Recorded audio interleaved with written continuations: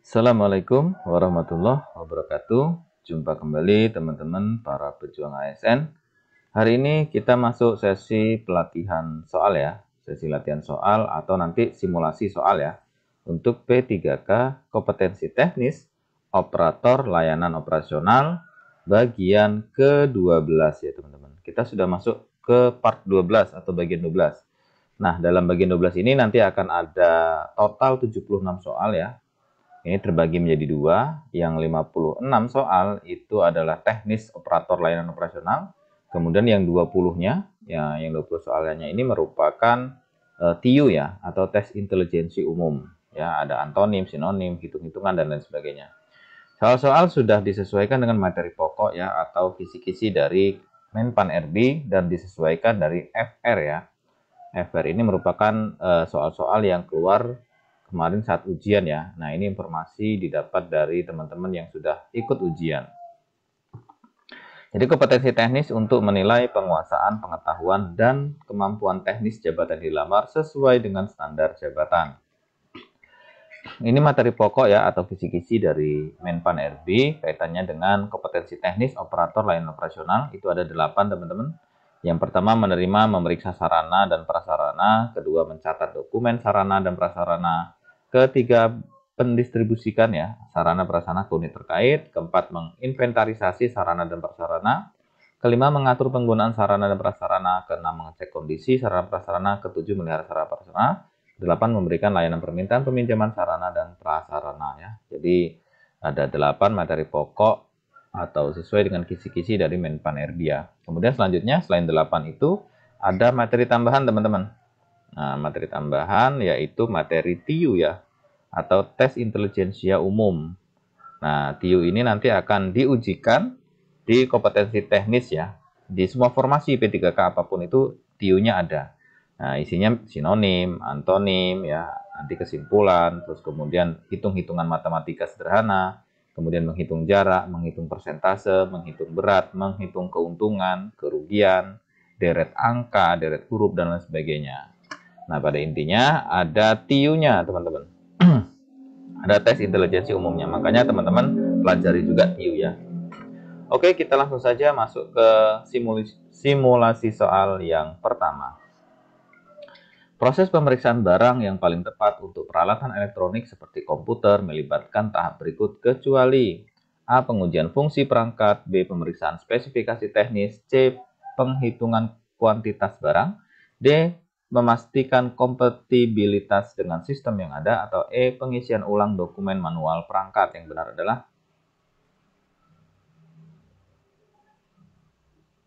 kita lihat jawaban yang benar itu adalah yang E ya. Pembahasan dokumen manual perangkat biasanya sudah tersedia dari pabrik dan tidak memerlukan pengisian ulang.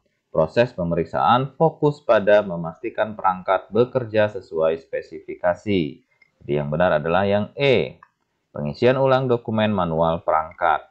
Selanjutnya, manakah yang termasuk dalam kategori barang sarana perkantoran? A. Gedung kantor, B. Komputer dan printer, C. Sistem pengelolaan limbah, D. Lift dan eskalator, atau E. Area parkir. Yang benar adalah kita lihat jawaban yang benar itu adalah yang B ya. Pembahasan komputer dan printer adalah barang yang digunakan secara langsung dalam operasional sehari-hari sehingga termasuk dalam sarana perkantoran. Jadi jawabannya adalah yang B ya, komputer dan printer. Selanjutnya, mengapa pemeriksaan stok barang kecil seperti alat tulis kantor perlu dilakukan secara berkala? A. Untuk menghindari barang kadaluarsa, B. Agar dapat menilai efisiensi kerja karyawan, C. Supaya tidak ada penumpukan stok yang tidak diperlukan, D. Untuk mencocokkan desain barang dengan tema kantor, atau E. Agar barang kecil dapat diganti secara seragam. Yang benar adalah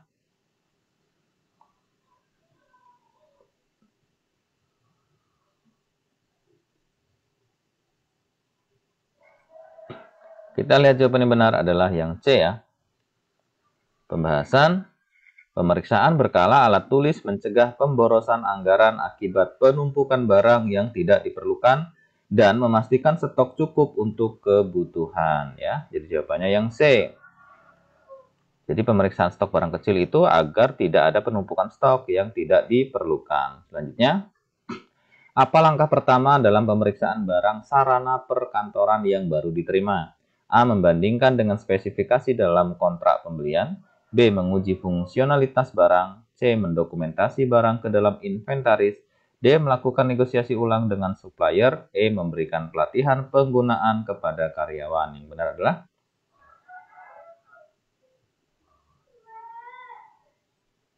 kita lihat jawaban yang benar adalah yang A ya. Pembahasan langkah pertama dalam pemeriksaan adalah mencocokkan barang yang diterima dengan spesifikasi yang dipesan untuk memastikan kesesuaian. Jadi jawabannya yang A. Jadi dibandingkan dulu dengan spesifikasi dalam kontrak pembelian. Selanjutnya, dalam pemeriksaan prasarana seperti jaringan internet kantor, apa yang menjadi indikator kelayakan utama? A. Warna kabel yang digunakan. B. Kecepatan dan stabilitas koneksi. C. Kemudahan akses bagi tamu. D. Jarak antara router dan workstation. Atau E. Harga layanan penyedia internet. Yang benar adalah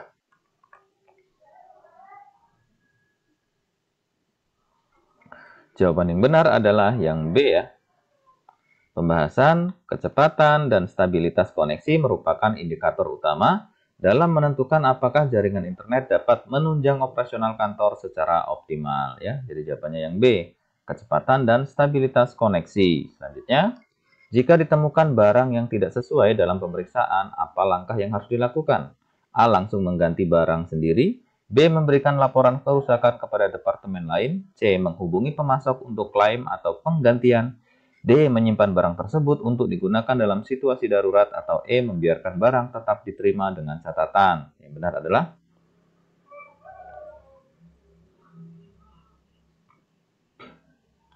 jawaban yang benar itu adalah yang C ya. Pembahasan, jika ada barang tidak sesuai, langkah yang benar adalah menghubungi pemasok untuk menyelesaikan masalah melalui klaim atau penggantian agar tidak menimbulkan kerugian. Jadi jawabannya yang C. Jadi menghubungi stok untuk klaim atau penggantian. Selanjutnya, pemeriksaan barang yang membutuhkan laporan audit khusus biasanya diterapkan pada jenis barang berikut kecuali A. Barang elektronik mahal. B. Aset tetap seperti meja dan kursi. C. Kendaraan operasional kantor. D. Prasarana seperti jaringan listrik. Atau E. Barang habis pakai seperti kertas dan tinta. Yang benar adalah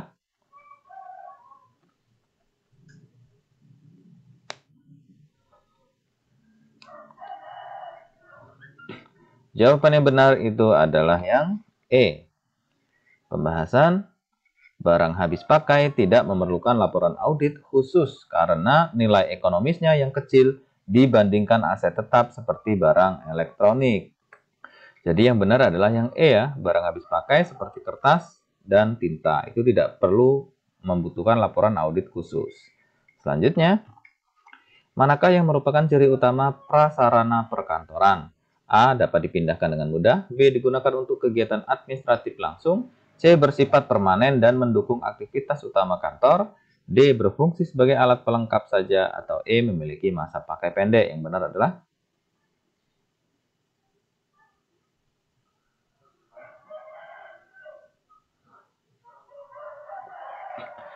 jawaban yang benar adalah yang C ya. Pembahasan prasarana perkantoran meliputi fasilitas pendukung seperti gedung, ruang kerja, dan infrastruktur lain yang bersifat permanen untuk mendukung aktivitas utama kantor. Jadi jawabannya yang C ya. Bersifat permanen dan mendukung aktivitas utama kantor. Selanjutnya, perbedaan utama antara sarana dan prasarana perkantoran adalah A. Sarana berfungsi sebagai alat utama, sedangkan prasarana pendukung aktivitas. B. Sarana bersifat tidak bergerak, sedangkan prasarana bersifat bergerak.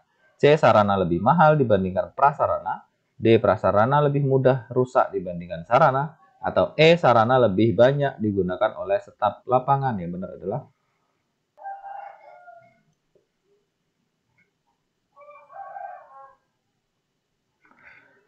yang benar adalah yang A ya.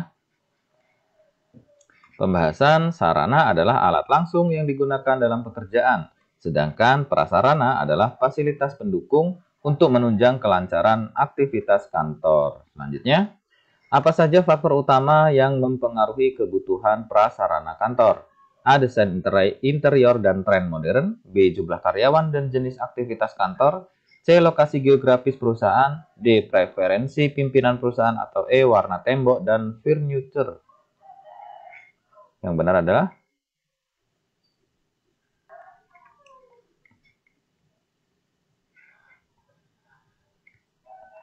jawaban yang benar itu adalah yang B ya. Pembahasan kebutuhan prasarana seperti ruang kerja, ruang rapat, dan fasilitas pendukung lainnya tergantung pada jumlah karyawan dan jenis pekerjaan yang dilakukan di kantor tersebut ya. Jadi kebutuhan prasarana kantor yang mempengaruhi faktor utamanya adalah jumlah karyawan dan jenis aktivitasnya ya. Selanjutnya, apa fungsi utama dari buku kleper dalam pengelolaan sarana dan prasarana perkantoran? A. Mencatat seluruh transaksi keuangan kantor. B. Menyimpan dokumen inventarisasi barang. C. Mengelola data pemeliharaan dan perbaikan fasilitas. D. Memantau keluar masuknya barang secara manual. Atau E. Mengarsipkan dokumen perencanaan pembelian barang. Yang benar adalah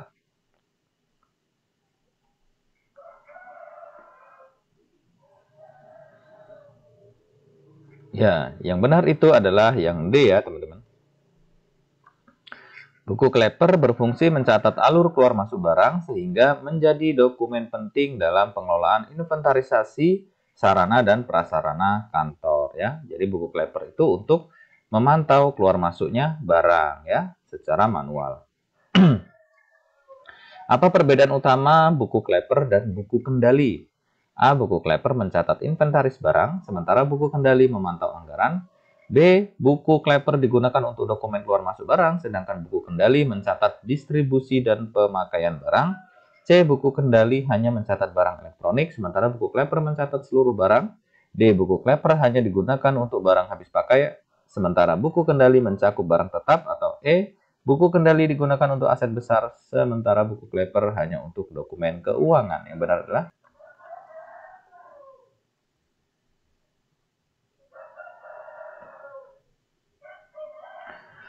jawaban yang benar adalah yang B ya teman-teman.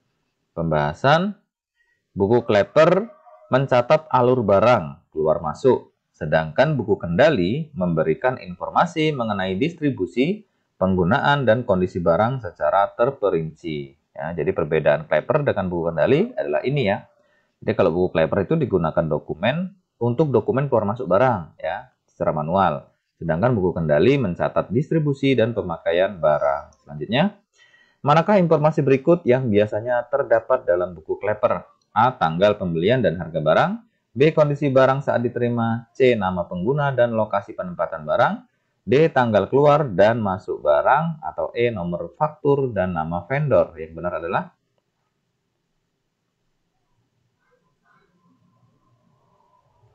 ya, yang benar itu adalah yang D ya. Pembahasan buku kleper memuat data keluar masuk barang secara kronologis, termasuk tanggal transaksi dan jumlah barang. Ya. Jadi jawabannya yang D, yaitu tanggal keluar dan tanggal masuk barang. Selanjutnya, apa tujuan penggunaan buku kendali dalam pengelolaan sarana dan prasarana perkantoran? A. Menghindari pemborosan dalam penggunaan fasilitas kantor. B. Meningkatkan efisiensi sistem inventarisasi. C. Menjamin persediaan barang setiap saat. D. Memastikan barang habis pakai digunakan sesuai kebutuhan. Atau E. Semua jawaban benar.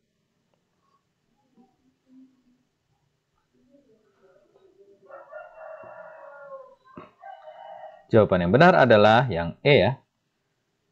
Pembahasan buku kendali membantu mengelola sarana dan prasarana secara efisien, memastikan distribusi tepat sasaran, dan meminimalkan pemborosan serta kekosongan stok ya. Jadi jawabannya adalah yang E. Semua jawaban benar. Jadi buku kendali itu untuk sarana prasarana perkantoran tujuannya adalah ini ya teman-teman. Menghindari pemborosan, meningkatkan efisiensi, menjamin ketersediaannya, kemudian memastikan barang habis pakai digunakan sesuai kebutuhan. Selanjutnya, manakah dari berikut ini yang merupakan kelemahan utama pengelolaan berbasis buku kleper? A. Tidak dapat digunakan untuk barang habis pakai. B. Rentan terhadap kesalahan pencatatan manual. C. C. Sulit diakses oleh beberapa pihak secara bersamaan. D. Membutuhkan perangkat khusus untuk penyimpanan data. E. Hanya mencatat data barang elektronik. Yang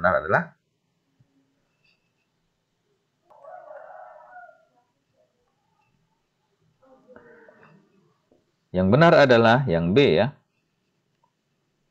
Pembahasan pencatatan manual dalam buku Klepper seringkali menghadapi resiko kesalahan manusia, seperti salah tulis atau data yang tidak lengkap. Jadi jawabannya yang B. Jadi rentan terhadap kesalahan pencatatan. Itu salah satu kelemahan buku Klepper. Selanjutnya, manakah jenis barang berikut yang lebih relevan dicatat dalam buku Klepper? A. Barang habis pakai seperti kertas dan tinta. B. Fasilitas permanen seperti ruang kantor. C. Kendaraan operasional. D. Sistem pendingin ruangan. Atau E. Aset teknologi seperti komputer. Yang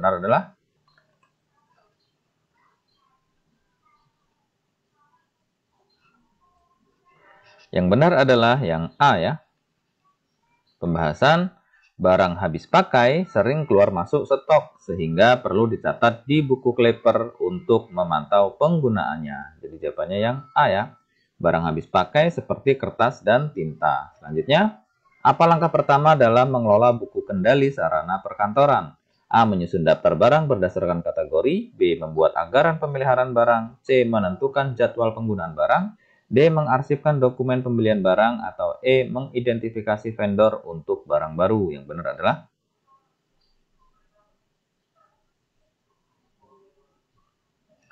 jawaban yang benar adalah yang A. Pembahasan langkah awal dalam pengelolaan buku kendali adalah mencatat barang secara rinci dan mengelompokkannya berdasarkan jenis atau fungsi untuk mempermudah pelacakan. Jadi jawabannya yang A ya. Menyusun daftar barang berdasarkan kategori. Selanjutnya, apa manfaat utama menggunakan buku kendali dalam pengawasan aset tetap? A. Mempermudah penggantian barang rusak.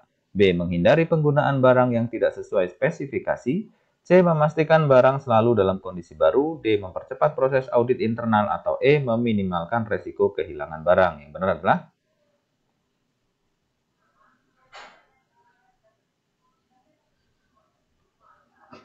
jawaban yang benar adalah yang E. Pembahasan buku kendali membantu melacak keberadaan barang dan distribusinya, sehingga mengurangi resiko kehilangan atau penyalahgunaan aset tetap. Ya, jadi jawabannya yang E. Untuk meminimalkan resiko kehilangan barang. Nah, itu salah satu manfaat utama buku kendali dalam pengawasan aset. Ya, ini konteksnya pengawasan aset. Selanjutnya, apa langkah pertama yang dilakukan operator ketika menerima surat masuk? A. Membuka dan membaca isi surat. B. Mencatat surat dalam buku agenda atau sistem pencatatan. C. Mengirim surat kepada penerima langsung. D. Mengarsipkan surat berdasarkan kategori. Atau E. Menyusun dokumen pengantar surat.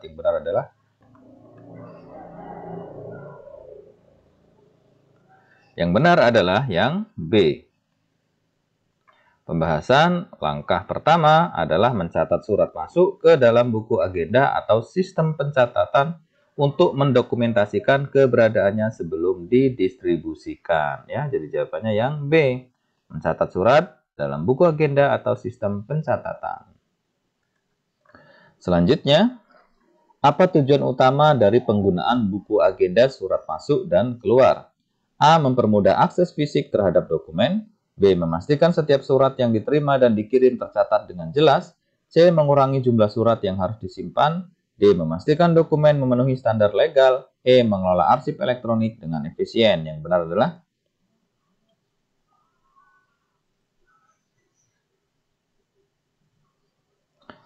benar adalah yang B ya. Pembahasan buku agenda membantu operator melacak semua surat masuk dan keluar, mencatat detail penting seperti tanggal, nomor surat, dan penerima. Jadi jawabannya yang B. Memastikan setiap surat yang diterima dan dikirim tercatat dengan jelas. Selanjutnya, manakah dokumen pendukung yang sering digunakan operator untuk surat keluar resmi? A. Nota dinas. B. Buku inventaris. C. Laporan audit. D. Formulir perizinan. Atau E. Surat rekomendasi pihak eksternal.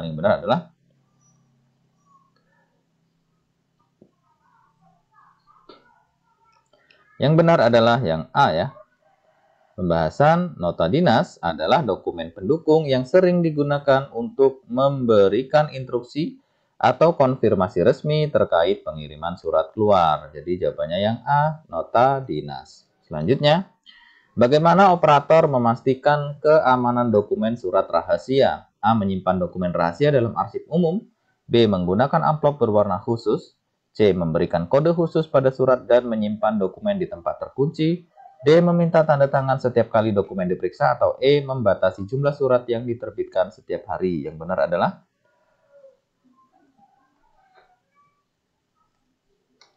benar adalah yang C. Pembahasan operator harus menjaga keamanan dokumen rahasia dengan memberikan kode identifikasi unik dan menyimpannya di tempat aman seperti lemari terkunci. Jadi jawabannya yang C ya. Memberikan kode khusus pada surat dan menyimpan dokumen di tempat terkunci. Selanjutnya, manakah yang termasuk tantangan utama operator dalam pengelolaan surat elektronik? A. Kurangnya format standar untuk semua surat. B. Resiko kebocoran informasi dan serangan cyber. C. Proses pengarsipan yang terlalu manual. D. Kesalahan dalam pencatatan nomor surat. Atau E. Waktu pengiriman yang tidak konsisten.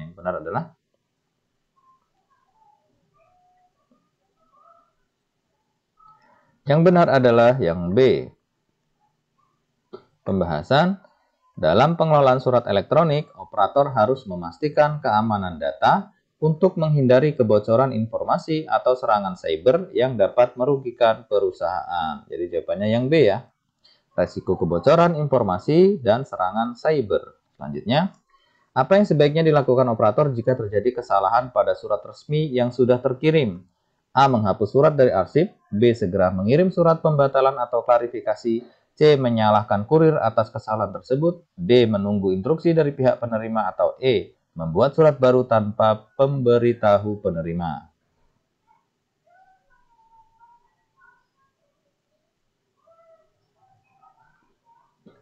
Yang benar jawabannya adalah yang B ya. Pembahasan jika terjadi kesalahan pada surat resmi, operator harus bertindak cepat dengan mengirimkan surat pembatalan atau klarifikasi untuk menghindari miskomunikasi atau dampak negatif lainnya. Jadi jawabannya B. Segera mengirim surat pembatalan atau klarifikasi. Selanjutnya, apa tanggung jawab utama operator dalam situasi di mana surat mendesak harus segera dikirim tetapi tidak ditandatangani atasan? A. Mengirimkan surat tanpa persetujuan dan menyampaikan balasan belakangan. B. Mengarsipkan surat dan menunggu arahan lebih lanjut. C. Menjaga validitas surat dengan mengikuti kebijakan pengganti tanda tangan atau mencari izin delegasi. D. Meninggalkan surat untuk dikirim oleh pihak lain. E. Membuat salinan surat untuk bukti bahwa surat telah dibuat.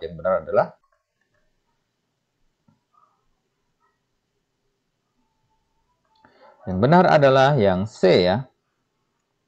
Pembahasan tanggung jawab utama operator adalah memastikan surat tetap sah dan sesuai prosedur, baik dengan meminta tanda tangan delegasi atau pejabat yang diberi wewenang sementara atau memanfaatkan solusi lain seperti tanda tangan digital atau kebijakan pengganti.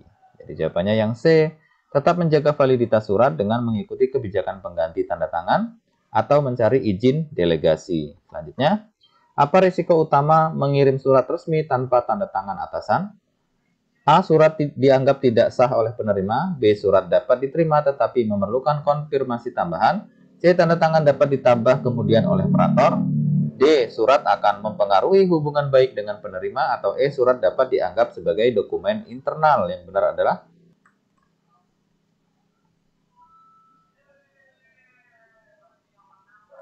benar adalah yang A ya.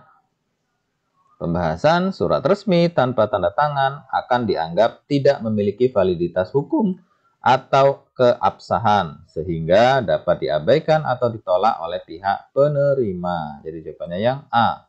Surat dianggap tidak sah oleh penerima. Selanjutnya, jika operator memutuskan untuk menunda pengiriman surat karena atasan tidak ada, apa yang harus dilakukan agar tetap profesional? A. Memberikan alasan kepada penerima bahwa surat akan dikirim belakangan. B. Mengarsipkan surat dan menunggu instruksi selanjutnya. C. Membuat laporan tertulis kepada atasan mengenai keterlambatan pengiriman. D. Mencari alternatif solusi seperti komunikasi digital. Atau E. Semua jawaban benar.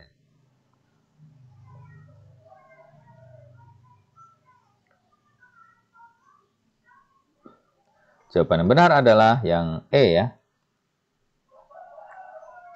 Pembahasan menunda pengiriman adalah langkah yang mungkin diambil dalam situasi tertentu, tetapi harus dilakukan dengan komunikasi yang baik kepada penerima dan atasan, serta mencari alternatif lain jika memungkinkan ya.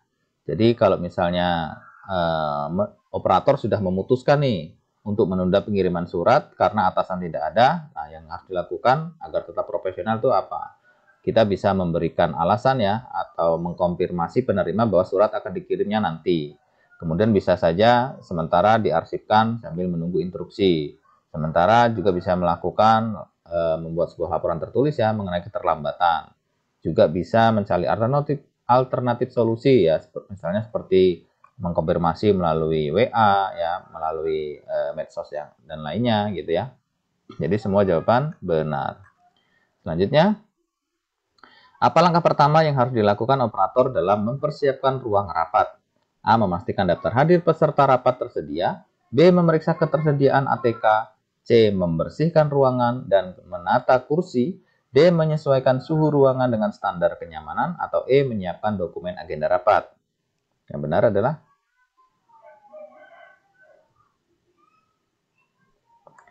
benar adalah yang C ya.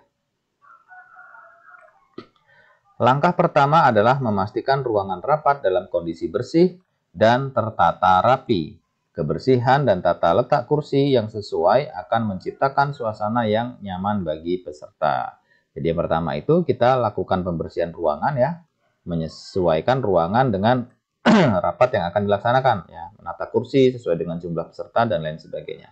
Baru setelah itu menyiapkan dokumen ya, kemudian menyesuaikan suhu ruangan dan standar kenyamanan dan lain sebagainya. Selanjutnya, apa peran utama operator dalam memastikan ketersediaan ATK di ruangan rapat? A. Membeli ATK baru jika habis. B. Menyusun daftar kebutuhan ATK berdasarkan jenis rapat. C. Memeriksa jumlah ATK sebelum rapat dan mengatur penggunaannya. D. Menanyakan kepada peserta rapat tentang kebutuhan mereka. Atau E. Menggunakan ATK yang sudah tersedia tanpa pemeriksaan.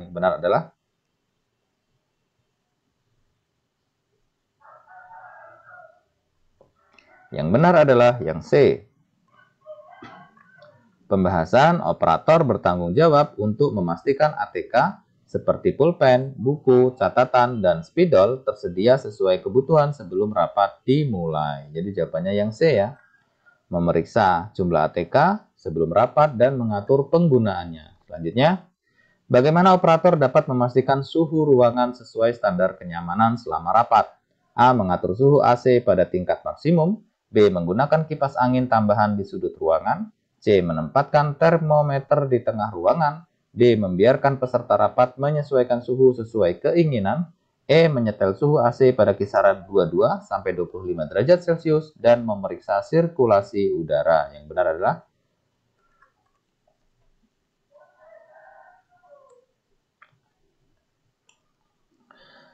benar adalah yang E ya.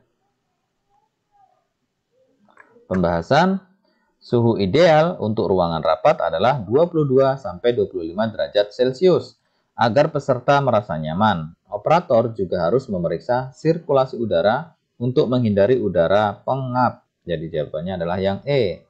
Jadi melakukan pengaturan suhu AC ya, atau menyetel suhu AC di kisaran 22-25 derajat Celcius dan memeriksa sirkulasi udara. Selanjutnya, apa alat tambahan yang harus dipastikan tersedia oleh operator untuk rapat yang menggunakan presentasi visual? A. Buku catatan tambahan untuk semua peserta. B. Papan tulis manual dan spidol permanen. C. Printer untuk mencetak bahan rapat. Atau D. Proyektor, kabel koneksi, dan layar presentasi. E. Mikrofon untuk komunikasi jarak jauh.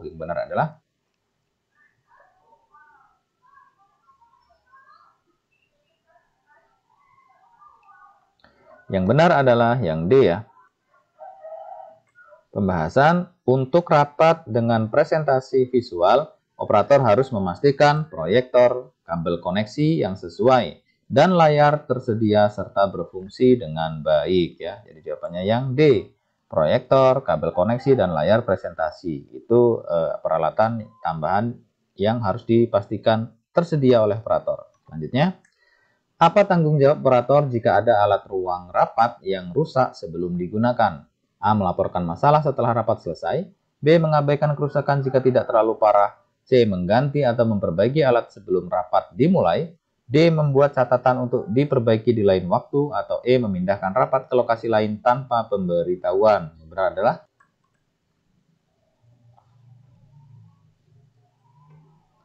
Yang benar adalah yang C. Pembahasan, operator harus memastikan semua peralatan berfungsi dengan baik sebelum rapat dimulai, termasuk mengganti atau memperbaiki alat yang rusak. Jadi jawabannya yang C ya, mengganti atau memperbaiki alat sebelum rapat dimulai. Selanjutnya, manakah tindakan operator yang salah dalam mempersiapkan ruang rapat? A. Menempatkan dokumen rapat di setiap tempat duduk peserta. B. Memeriksa fungsi proyektor dan perangkat presentasi lainnya. C. Memastikan kebersihan meja dan kursi. D. Menyiapkan ATK yang cukup untuk peserta rapat. Atau E. Mengatur kursi tanpa mempertimbangkan jumlah peserta. Yang benar adalah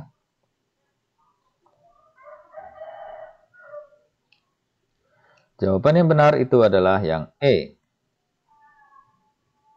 Pembahasan, kursi harus diatur sesuai jumlah peserta untuk memastikan efisiensi ruangan dan kenyamanan selama rapat berlangsung. Jadi jawabannya yang E ya. Ini tindakan yang salah dalam mempersiapkan rapat ya. Jadi kalau mengatur kursi harus sesuai dengan jumlah peserta. Jangan yang E ini, mengatur kursi tanpa pertimbangan jumlah peserta. Selanjutnya, apa langkah operator untuk memastikan kelancaran teknologi selama rapat?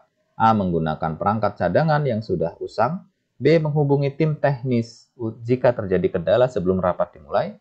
C. Membiarkan peserta rapat menyelesaikan masalah teknologi sendiri. D. Mengabaikan koneksi internet jika tidak diminta. Atau E. Tidak memeriksa alat sebelum rapat dimulai.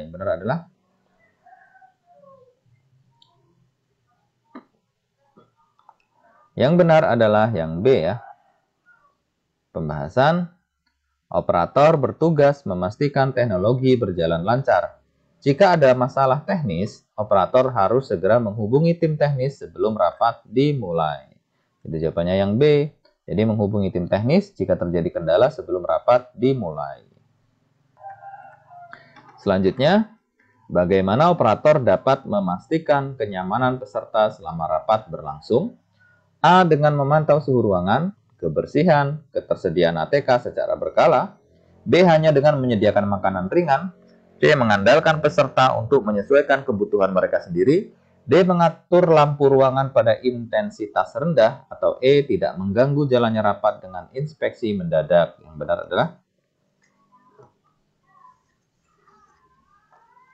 Yang benar adalah yang A ya. Pembahasan, operator harus proaktif memantau kenyamanan peserta selama rapat, seperti memastikan suhu tetap stabil, kebersihan terjaga, dan kebutuhan alat tulis tersedia. Jadi jawabannya yang A ya. Dengan memantau suhu ruangan, kemudian kebersihan, dan ketersediaan ATK secara berkala. Selanjutnya, apa langkah pertama yang harus dilakukan operator dalam inventarisasi barang baru yang diterima? A. Memasukkan barang ke gudang tanpa pemeriksaan. B. Mencatat barang dalam sistem inventaris dan memeriksa kesesuaiannya dengan dokumen pesanan. C. Segera mendistribusikan barang kepada pengguna. D. Melaporkan kedatangan barang kepada atasan. Atau E. Meminta tanda tangan pemasok sebagai bukti pengiriman. Yang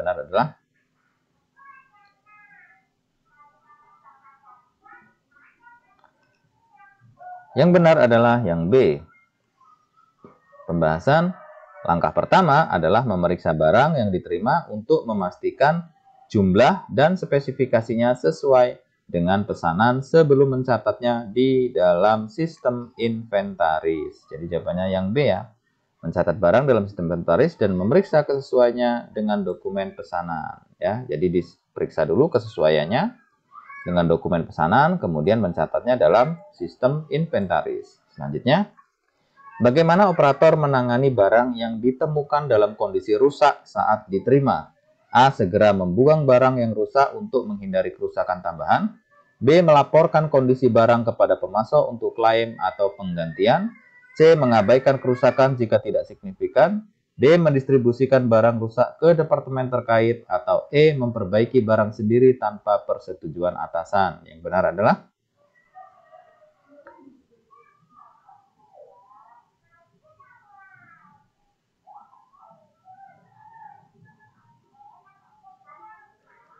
adalah yang B ya. Pembahasan barang yang diterima dalam kondisi rusak harus segera dilaporkan kepada pemasok sesuai kebijakan klaim agar barang dapat diganti atau diperbaiki tanpa merugikan perusahaan ya. Jadi jawabannya adalah yang B. Jadi melaporkan hal tersebut ya atau kondisi barang kepada pemasok untuk klaim atau penggantian. Selanjutnya, apa langkah yang harus diambil jika barang yang diterima tidak sesuai pesanan, jenis atau jumlahnya? A. Menggunakan barang tersebut untuk kebutuhan lain. B. Mengembalikan barang kepada pemasok dan menunggu pesanan dikirim ulang kembali. C. Membuat laporan ketidaksesuaian kepada bagian pengadaan untuk ditindaklanjuti. D. Membiarkan barang disimpan di dalam gudang penyimpanan tanpa digunakan lebih lanjut. Atau E. Mengganti sendiri barang yang tidak sesuai.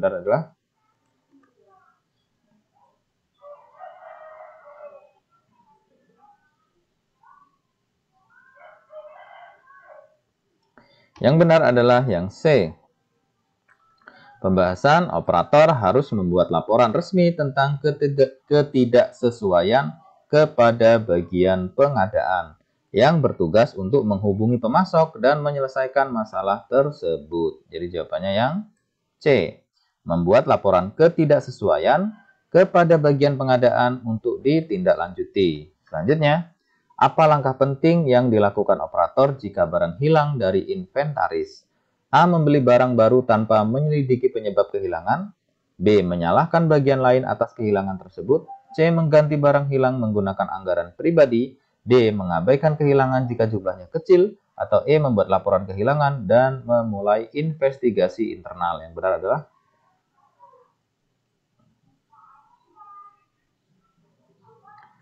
jawaban yang benar adalah yang E ya.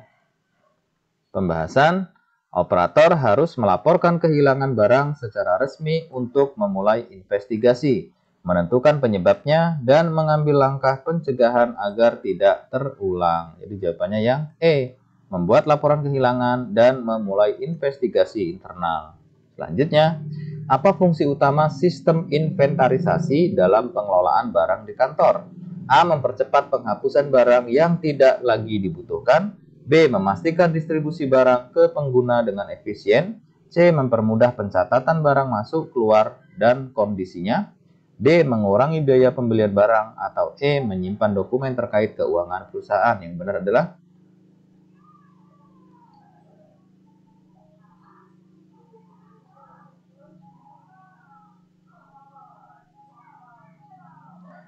benar adalah yang C.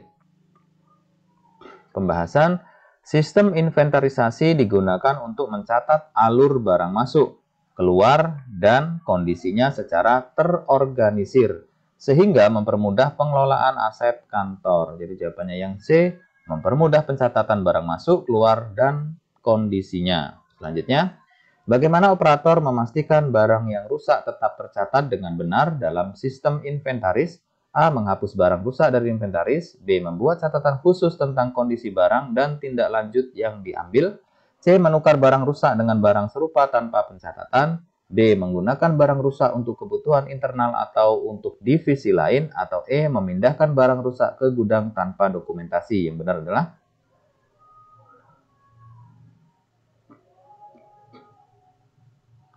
Yang benar adalah yang B.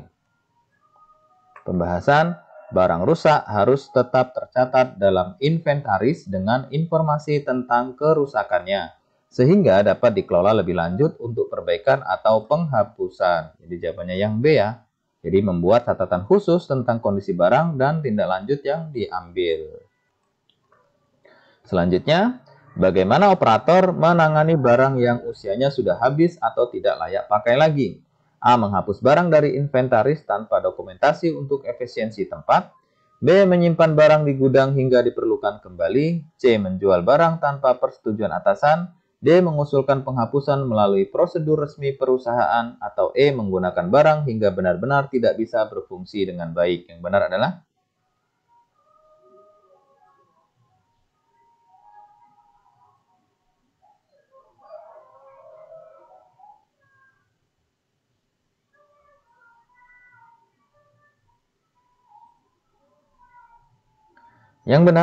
yang D ya. Pembahasan barang yang sudah tidak layak pakai harus dihapus dari inventaris melalui prosedur resmi, seperti membuat usulan penghapusan atau pelelangan sesuai kebijakan perusahaan. Jadi jawabannya yang D ya. Jadi memberikan usulan ya, atau mengusulkan penghapusan melalui prosedur resmi perusahaan. Selanjutnya, apa tujuan audit inventaris yang dilakukan secara berkala oleh operator? A. Memastikan jumlah barang sesuai dengan catatan dan mendeteksi masalah seperti kehilangan atau kerusakan. B. Mengurangi jumlah barang yang tercatat dalam inventaris. C. Mempercepat proses penghapusan barang lama. D. Meningkatkan nilai barang dalam sistem inventaris. E. Menyusun ulang sistem inventaris berdasarkan jenis barang.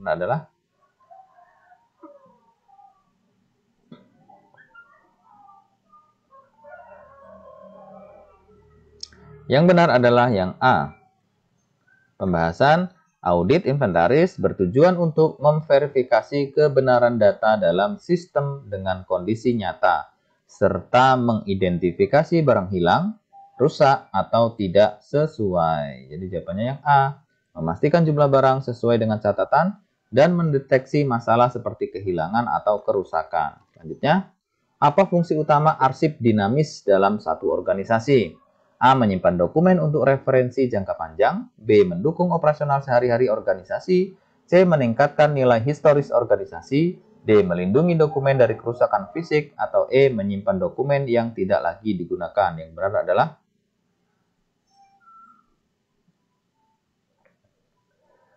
Yang benar adalah yang B. Pembahasan arsip dinamis adalah arsip yang digunakan secara aktif dalam operasional organisasi, seperti surat menyurat dan dokumen proyek yang sedang berjalan. Jadi jawabannya yang B ya, mendukung operasional sehari-hari organisasi. Selanjutnya, bagaimana operator memastikan arsip elektronik terlindungi dari kehilangan atau kerusakan? A. Mencetak dokumen elektronik untuk disimpan sebagai cadangan fisik. B. Menggunakan perangkat lunak arsip dengan fitur enkripsi dan cadangan otomatis. C. Menyimpan dokumen elektronik di perangkat pribadi. D. Mengarsipkan dokumen elektronik bersama dokumen fisik. E. Tidak menyimpan salinan dokumen untuk menghemat ruang.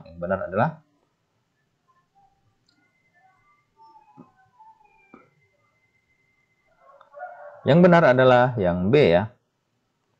Pembahasan arsip elektronik harus dilindungi dengan menggunakan sistem yang memiliki fitur enkripsi untuk keamanan dan pencadangan otomatis untuk mencegah kehilangan data. Jadi yang benar adalah B. Menggunakan perangkat lunak arsip dengan fitur enkripsi dan cadangan otomatis. Selanjutnya, apa perbedaan utama antara arsip vital dan arsip penting? A. Arsip vital tidak dapat diganti, sementara arsip penting dapat diganti meskipun memerlukan usaha besar. B. Arsip vital digunakan dalam operasional sehari-hari, sementara arsip penting digunakan untuk keperluan sejarah. C. Arsip vital bersifat rahasia, sementara arsip penting bersifat publik. D. Arsip vital adalah arsip yang telah kadaluarsa, sementara arsip penting masih berlaku. E. Arsip vital disimpan secara elektronik, sementara arsip penting disimpan secara fisik.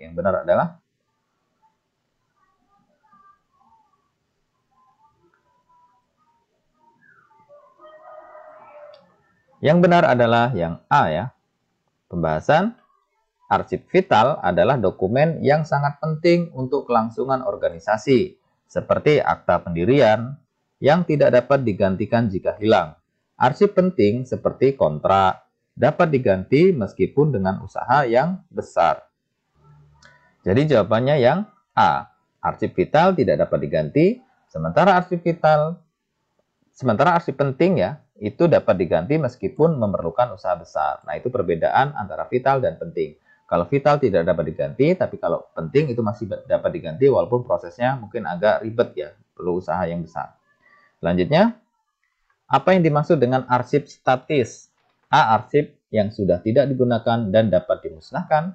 B. Arsip yang hanya digunakan untuk operasional sementara. C. Arsip yang disimpan untuk nilai sejarah atau referensi jangka panjang. D. Arsip yang hanya tersedia dalam bentuk digital. Atau E. Arsip yang sedang dalam proses klasifikasi.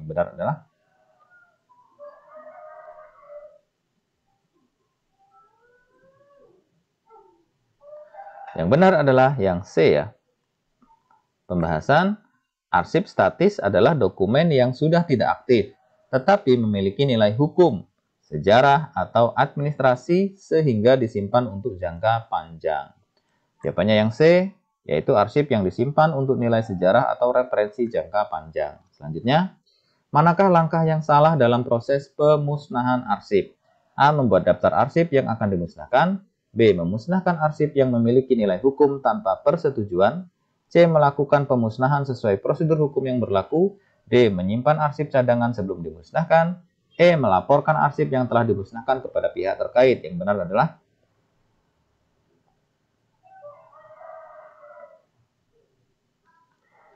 benar adalah yang B.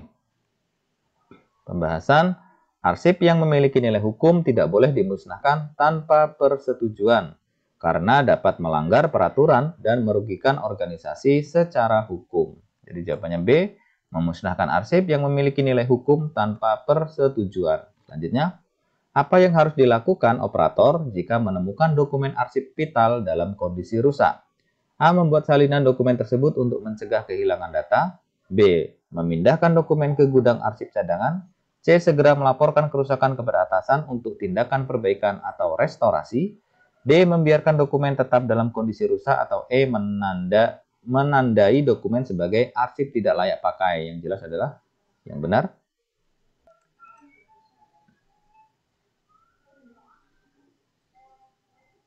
Yang benar adalah yang C ya. Pembahasan arsip vital yang rusak harus segera dilaporkan agar dapat diambil tindakan seperti restorasi atau pencadangan untuk melindungi data penting yang ada. Jadi jawabannya yang C.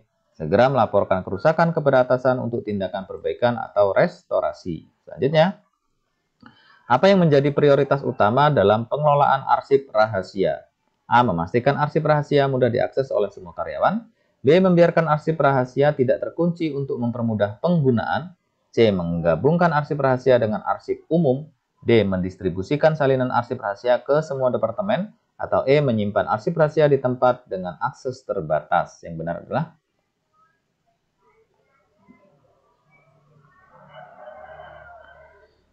jawaban yang benar adalah yang E. Pembahasan arsip rahasia harus disimpan di tempat yang aman dengan akses terbatas untuk melindungi informasi sensitif dari kebocoran. Jadi jawabannya E. Menyimpan arsip tersebut ya, arsip rahasia itu di tempat yang aman dengan akses yang terbatas. Selanjutnya, apa fungsi utama dari map smelter dalam pengelolaan dokumen? A. Menyimpan dokumen dalam jumlah banyak dengan praktis. B. Melindungi dokumen dari kerusakan fisik akibat air dan debu. C. Mengelompokkan dokumen secara terorganisir dengan sistem penjepit. D. Mempermudah distribusi dokumen ke berbagai departemen. Atau E. Menyediakan tempat arsip sementara sebelum dipindahkan.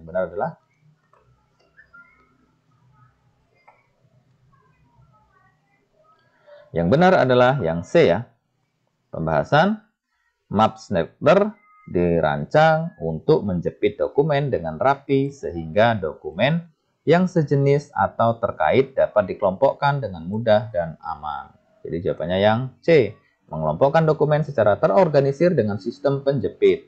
Selanjutnya, apa kekurangan utama penggunaan map smelter untuk pengelolaan dokumen? A. Tidak dapat digunakan untuk dokumen dengan jumlah banyak. B. Dokumen sulit diambil tanpa merusak penjepit. C. Tidak kompatibel dengan dokumen berukuran kecil. D. Penjepit logam mudah berkarat dalam kondisi lembab. Atau E. Membutuhkan peralatan khusus untuk membuka penjepit.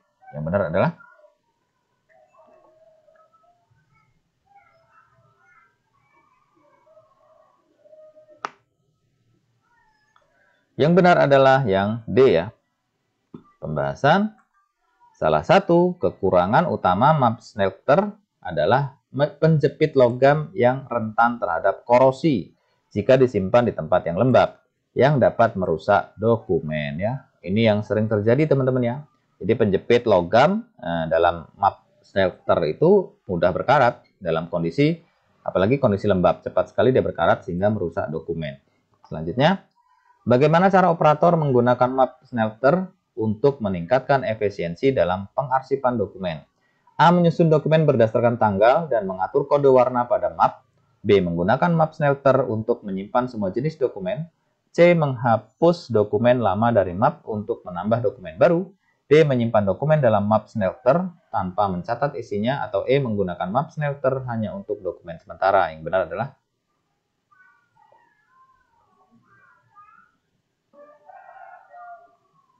Yang benar adalah yang A ya. Pembahasan mengelompokkan dokumen berdasarkan tanggal dan menggunakan kode warna mempermudah identifikasi dokumen dalam map smelter, meningkatkan efisiensi pengarsipan dan pencarian. Jadi jawabannya yang A ya, menyusun dokumen berdasarkan tanggal dan mengatur kode warna pada map. Selanjutnya, bagaimana arsip digolongkan berdasarkan tingkat penggunaannya? A. Arsip dinamis dan arsip statis. B. Arsip aktif dan arsip inaktif. C. Arsip vital dan arsip biasa. D. Arsip rahasia dan arsip publik. Atau E. Arsip elektronik dan arsip fisik. Yang benar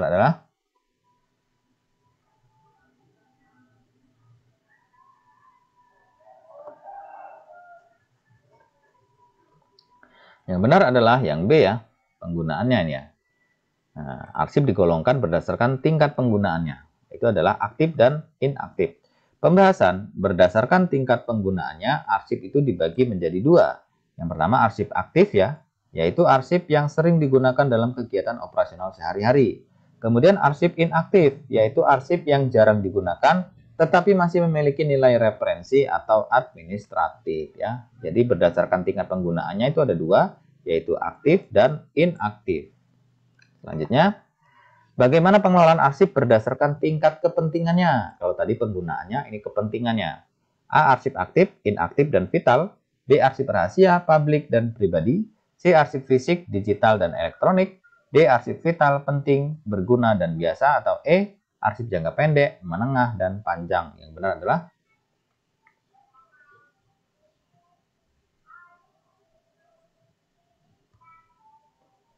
benar adalah yang D ya. Pembahasan berdasarkan tingkat kepentingannya, arsip digolongkan menjadi 4.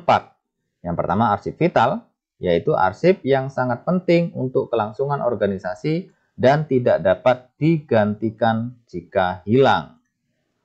Kedua, arsip penting, arsip yang dapat digantikan tetapi membutuhkan usaha besar.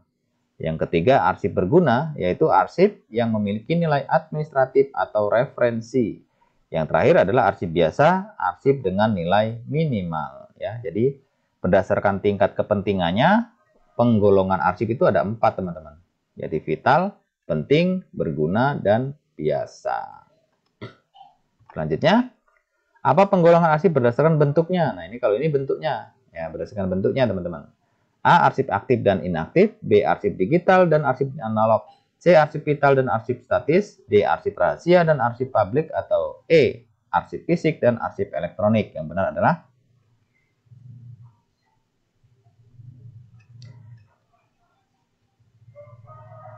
adalah yang E ya. Kalau dia berdasarkan bentuknya itu ada 2 teman-teman. Ya, berdasarkan bentuknya arsip digolongkan menjadi 2, yaitu arsip fisik, yaitu dokumen dalam bentuk cetak atau kertas. Nah, jadi fisik bentuknya. Kemudian arsip elektronik, yaitu dokumen dalam format digital ya, seperti file, komputer atau data yang disimpan di dalam cloud ya. Disimpan dalam cloud, disimpan dalam drive ya kan. Intinya dia berbentuk file. Nah, jadi ada 2 ya berdasarkan bentuknya, fisik dan elektronik. Sekarang kita masuk ke contoh soal TIU ya, tes intelijensi umum. Jadi ini soal masuk juga dalam kompetensi teknis di P3K ya. Ini informasi dari yang sudah mengikuti ujian. Jadi ada beberapa soal TIU. Nah ini kita akan sepil beberapa soalnya. Dan soal yang keluar nanti teman-teman kurang lebih bentuknya seperti ini ya. Walaupun tidak sama soalnya, tapi kurang lebih bentuknya nanti akan seperti ini. Oke, kita langsung bahas ya dari soal yang pertama. kaitannya dengan TIU ini. Jadi seorang tukang mebel kayu dapat membuat 12 meja dalam 6 hari. Jika ia ingin membuat 18 meja, berapa lama waktu yang diperlukan? A. 8 hari, B. 9 hari, C. 10 hari, D. 12 hari, atau E. 14 hari. Silahkan dijawab teman-teman.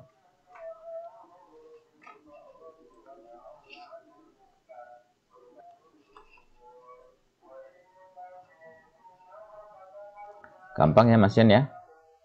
Nah, kalau dia 12 meja itu 6 hari. Nah, yang ditanyakan kalau 18 meja itu berapa hari? Oke, kita lihat pembahasannya. Jadi jawabannya yang B ya. Di waktu yang diperlukan dari 18 meja itu adalah 9 hari. Kita lihat pembahasannya. Jika dia membuat 12 meja, teman-teman, itu waktunya adalah 6 hari. Jadi kita hitung dulu per harinya. Nah, per harinya itu adalah berarti 12 dibagi 6. Berarti perharinya dia menghasilkan 2 meja, ya kan? Nah, perharinya 2 meja. Maka kalau untuk 18 meja, ini tinggal dibagi saja, ya 18 dibagi 2, yaitu ketemunya 9 hari, ya. Karena perharinya 2, sedangkan yang ditanya itu kalau 18 meja berapa hari? Ya sudah, berarti total meja itu dibagi dengan jumlah meja per hari yang diperoleh, yaitu 2. Sehingga ketemu 9 hari ya. Jadi jawabannya 9 hari. Selanjutnya, hitunglah hasil dari perhitungan berikut. 2, 3, 4, 5 dikali 112 ditambah 789. Maka hasilnya A 263 429, B 262 429, C 264 429, D 265 429, atau E 266 429. Silahkan dihitung teman-teman.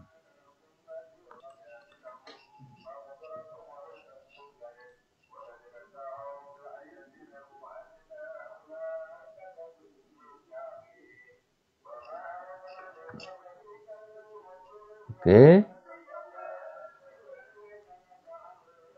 Silahkan dihitung ya. Ini butuh kecepatan aja ya, kecepatan dan ketepatan dalam menghitung ini. Kalau cara menghitungnya saya rasa teman-teman sudah paham ya. Oke, kalau sudah kita lihat ya, hasilnya dari 2345 dikali 112 ditambah 789 adalah yang A ya teman-teman. Nah, bagaimana cara menghitungnya? Langkah pertama ya teman-teman, yang dihitung itu adalah perkaliannya dulu. Ya, perkaliannya dulu ya. Jadi kalau misalnya ada kurang, ada jumlah, ya, ada kali, ada bagi gitu. Maka yang pertama itu perkalian. Nah, kemudian kalau ada bagi, kedua pembagian, kemudian ada jumlah dan ada pengurangan, maka penjumlahan dulu, baru terakhir adalah pengurangan gitu ya. Kalau dalam hal ini adalah perkalian dulu yang diproses ya. Sehingganya 2345 itu dikali 112 dulu. Sehingganya mendapatkan hasil yaitu 262 640. Kalau sudah dapatkan hasil dari perkalian, maka baru bisa dijumlahkan dengan 789 ya. Nah, jadi hasil perkalian tadi dijumlahkan 789. Ini ya hasil perkalian. Jadi hasilnya adalah 263 429. Nah, ini jawabannya. Jadi di sini perkaliannya dulu baru penjumlahannya ya. Jadi 263 429. Selanjutnya, jika X sama dengan 3, kemudian Y sama dengan 5, maka persamaan mana yang benar? A, X plus 2 sama dengan Y, B, X min 1 sama dengan Y, C, X plus Y sama dengan 8, atau D, X kurang dari Y atau lebih kecil dari Y, E, X sama dengan Y. Yang benar adalah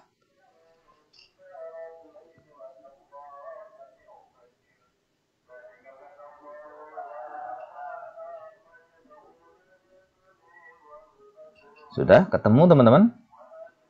Persamaan yang benar ya sesuai dengan ini. X sama dengan 3 dan Y sama dengan 5, persamaan yang benar di bawah ini yang mana? Sudah ketemu ya? Oke. Kalau sudah ketemu, kita lihat jawaban yang benar adalah yang D ya teman-teman. Kenapa yang D? Kita lihat ya. Diketahui X itu kan sama dengan 3 ya. kemudian Y sama dengan 5. Artinya, X itu jumlahnya 3, Y jumlahnya 5. Berarti X itu lebih kecil dari Y, karena X-nya 3, Y-nya 5. Nah, X-nya 3, kemudian Y-nya adalah 5. Sehingganya X lebih kecil dari Y. Jawabannya D ya. Ini persamaan yang benar. Selanjutnya, sebuah perusahaan membeli 100 unit barang dengan harga per unit 150.000. Setelah beberapa waktu, perusahaan tersebut menjual barang-barang tersebut dengan harga per unitnya 180.000. Selain itu, ternyata perusahaan mengeluarkan biaya tambahan berupa biaya transportasi dan administrasi sebesar 3 juta rupiah untuk seluruh barang. Berapa persentase keuntungan yang diperoleh perusahaan setelah menjual seluruh barang tersebut? A 12%, B 15%, C 18%, D 20%, atau E 0%. Silakan dihitung teman-teman. Jawaban yang benar adalah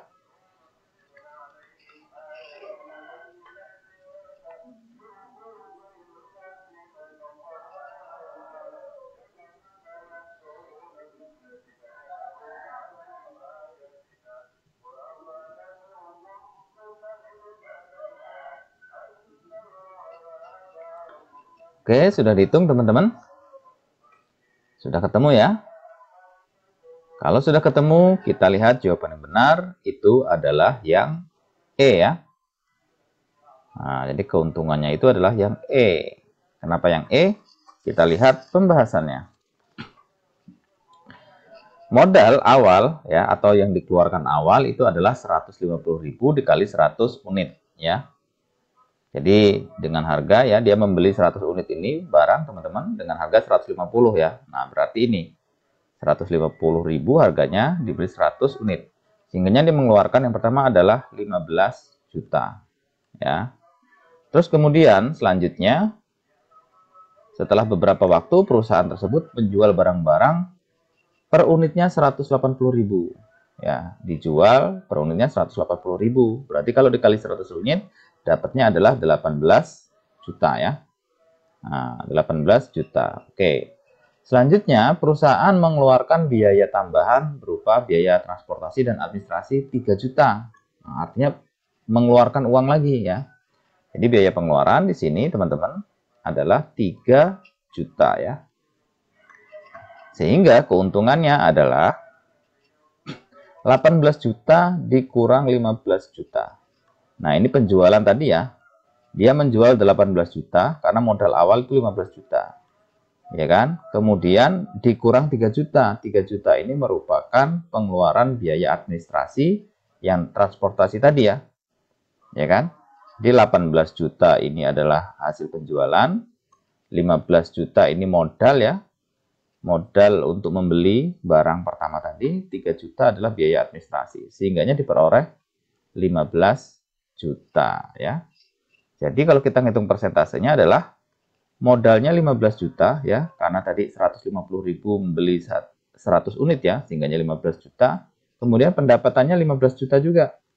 Ya, sehingganya keuntungan menjadi 0% atau tidak untung ya, atau hanya balik modal saja gitu teman-teman. Jadi jawabannya adalah yang 0% gitu. Oke, ke soal selanjutnya. Pembangunan sebuah rumah memerlukan waktu 1 bulan jika dilakukan oleh 20 orang. Jika ada penambahan pekerja sebanyak 10 orang, maka berapa lama waktu pembangunan rumah tersebut? A 20 hari, B 30 hari, C 40 hari, D 50 hari, atau E 60 hari. Yang benar adalah silahkan dihitung teman-teman.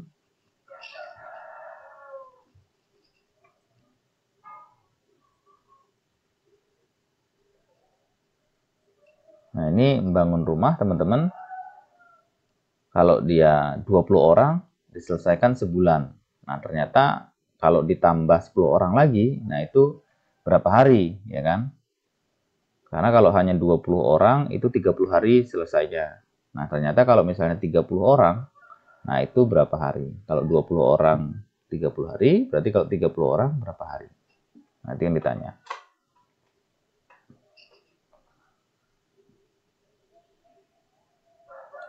Sudah ketemu ya hitung-hitungannya ya? Nah, sudah ya. Kalau sudah, kita lihat jawabannya. Nah, jawaban yang benar itu adalah yang A ya. 20 hari ya. Ini salah ya. Harusnya yang A. 20 hari. Kenapa 20 hari? Kita lihat pembahasan. Jika 20 pekerja ya, maka diselesaikan 1 bulan ya, atau 30 hari. Nah, ini untuk 20 pekerja. Kalau misalnya ditambah lagi 10 pekerja ya, hingga total pekerja adalah 30 orang ya. Jadi totalnya sekarang 30 orang. Nah, ditanya nih, berapa hari penyelesaiannya? Kalau 20 pekerja itu 30 hari ya. Nah, kalau 30 berapa? Nah, berarti 30 pekerja itu yang ditanya berapa hari ya, ini ya. Menyelesaikannya. Gampang teman-teman. Jadi tinggal hari ya. Dalam bekerja itu tinggal 20 orang tadi ya. 20 orang tadi itu dibagi dengan 30 orang yang ditanya ya. 20 orang dibagi 30 orang yang ditanya, kemudian dikali 30 hari. Nah, 30 hari ini ngambilnya dari hari yang bisa diselesaikan kalau 20 orang gitu. Nah, sehingganya ketemulah 20 hari kerja kalau dia 30 pekerja ya. Jadi 20 hari itu bisa diselesaikan kalau pekerjanya 30 orang ya. Sehingganya yang benar adalah yang A. Nah, begini caranya teman-teman. Oke, selanjutnya kita masuk ke soal antonim ya, atau lawan kata. Abolisi adalah lawan kata dari A. Pembentukan, B. Penangkapan, C. Pembusukan, D. Perubahan, atau E. Pengawasan. Oke, jawab cepat teman-teman. Ya, kita lihat langsung ya, jawabannya adalah yang A ya. Pembahasannya, abolisi ya, itu peniadaan peristiwa pidana atau penghapusan atau perbudakan kalau di Amerika ya. Jadi lawan kata abolisi adalah pembentukan ya. Karena abolisi itu sinonimnya adalah peniadaan gitu ya. Jadi kalau lawannya berarti pembentukan. Selanjutnya anomali itu lawan kata dari A. Aturan, B. Normal, C. Patuh, D. Takut, E. Salah. Yang benar adalah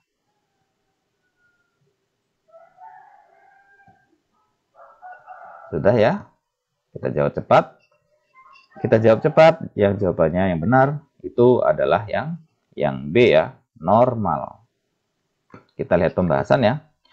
Anomali itu merupakan persamaan kata dari ketidaknormalan ya, penyimpangan dari normal, kelalaian, kemudian penyimpangan atau kelalaian. Nah, jadi kalau kita ditanya lawan katanya, anomali adalah berarti normal ya, karena anomali itu tidak normal gitu ya, atau penyimpangan dari normal atau kelainan ya. Sehingga jawabannya lawan kata anomali adalah normal. Selanjutnya, nah kita masuk sinonim ya, atau persamaan kata. Kalau sama dengan ini berarti tandanya persamaan kata, sinonim. Tendensi itu persamaan kata dari A denyut tadi, B lawan, C utama, D ruang, atau E kecenderungan. Yang benar adalah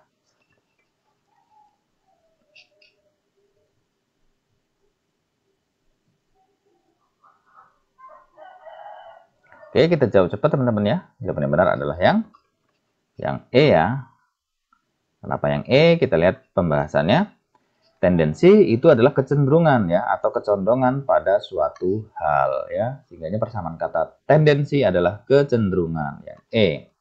Selanjutnya supervisi itu persamaan kata dari A. Pengawasan, B. Luar biasa, C. Pegawai, D. Bos, atau E. Manajer. Yang benar adalah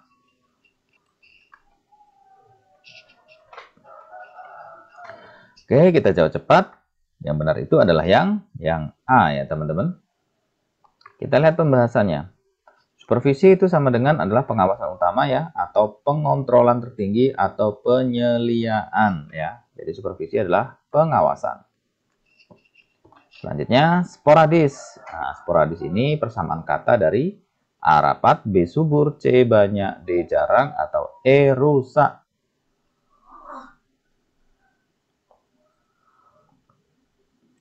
Kita jawab dengan cepat. Yang benar D ya. Pembahasan sporadis itu merupakan keadaan penyebaran tumbuhan atau penyakit di suatu daerah yang tidak merata dan hanya dijumpai di sana-sini. Tidak tentu, kadangkala atau kadang-kadang. Ya, kadang-kadang itu kan berarti jarang gitu ya. Berarti adalah D persamaan kata sporadis. Selanjutnya, nah ini analogi ya. Kalau di analogi yang pertama adalah kompor api, maka persamaan kata dari analogi yang di atas itu adalah A. palung gula, B. pohon buah, C. kipas angin, D. jalan macet, atau E. lemari es. Ya, ini kita suruh mencari persamaan kata ya. Persamaan kata analogi ya. Nah, kalau kompor api berarti persamaan katanya adalah dengan apa analoginya ya, yang beranalogi. Oke, sudah ketemu ya. Kompor api antara A, B, C, D, E ini yang sesuai dengan analogi di atas adalah. Oke, kita lihat ya jawabannya ya. Yang benar adalah yang C, teman-teman. Kipas angin. Kenapa kipas angin? Kita lihat pembahasannya. Kompor itu menghasilkan api, ya. Nah, maka jawabannya yang paling tepat itu adalah kipas angin menghasilkan angin, ya. Jadi betul ya. Jadi yang benar adalah yang C, kipas angin.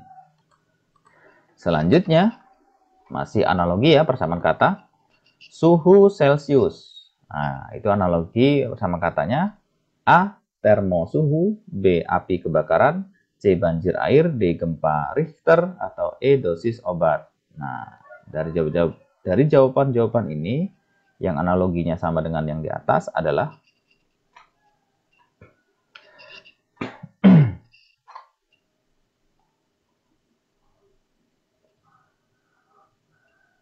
sudah ya, kita ketemu persamaannya. Kalau sudah, kita lihat jawaban adalah yang D. Kenapa yang D? Kita lihat pembahasannya. Suhu itu dapat diukur dengan skala Celcius. Nah, maka atau sedangkan gempa ya itu dapat diukur dengan skala Richter. Nah, jadi sesuai ya analoginya ya. Jawabannya yang D ya. Kalau gempa diukurnya dengan Richter karena di sini suhu diukurnya dengan Celcius. Selanjutnya, jika saya lolos seleksi tim nasional, saya akan pindah klub. Saya tidak pindah klub. Maka kesimpulan yang tepat adalah A. Saya lolos seleksi tim nasional, B. Saya pindah klub, C. Saya tidak lolos seleksi, saya tidak pindah klub, D. Saya lolos seleksi tim nasional dan tidak pindah klub, atau E. Saya tidak lolos seleksi tim nasional. Yang benar adalah oke. Ini soal-soal contoh yang kita diminta untuk memberikan kesimpulan ya dari pernyataan-pernyataan di atasnya.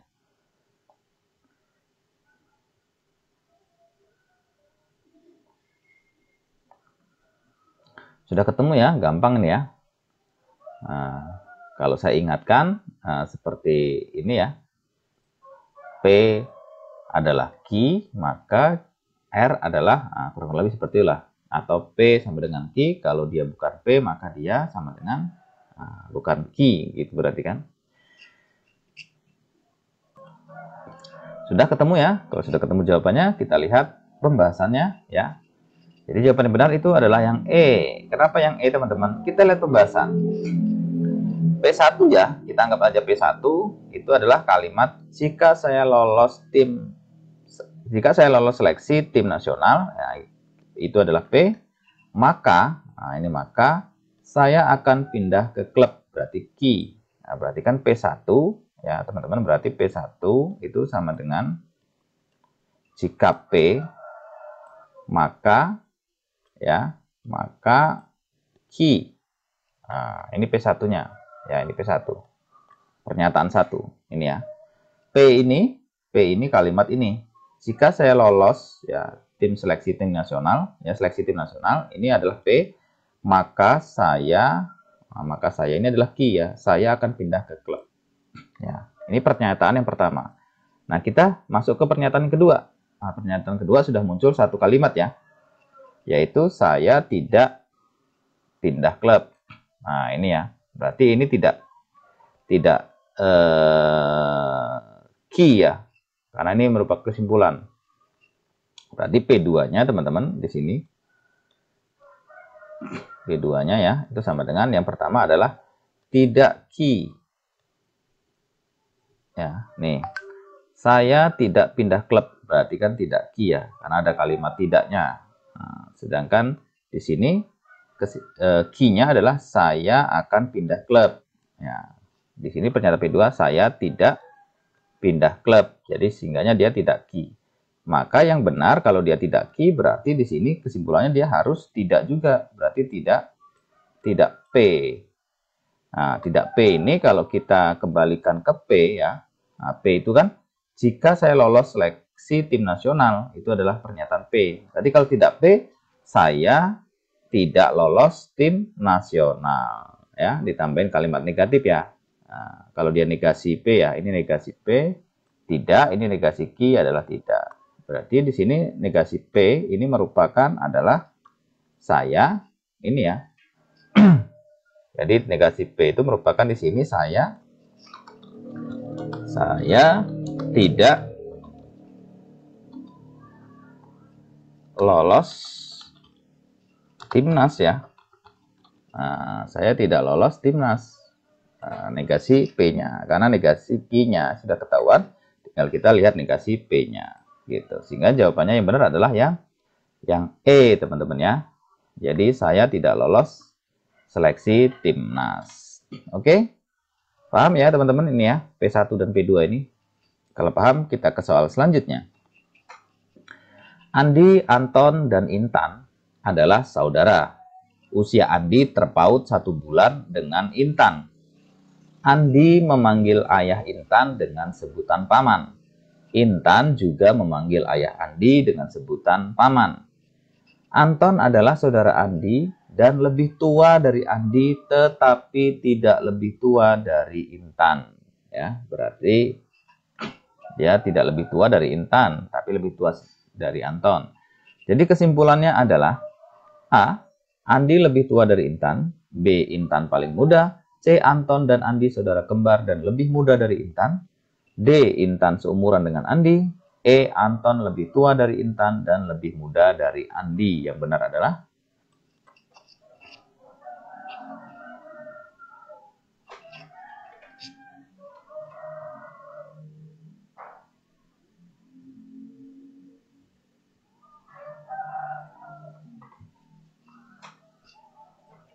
Oke, sudah teman-teman ya. Kalau sudah, kita lihat pembahasannya ya, beserta jawabannya.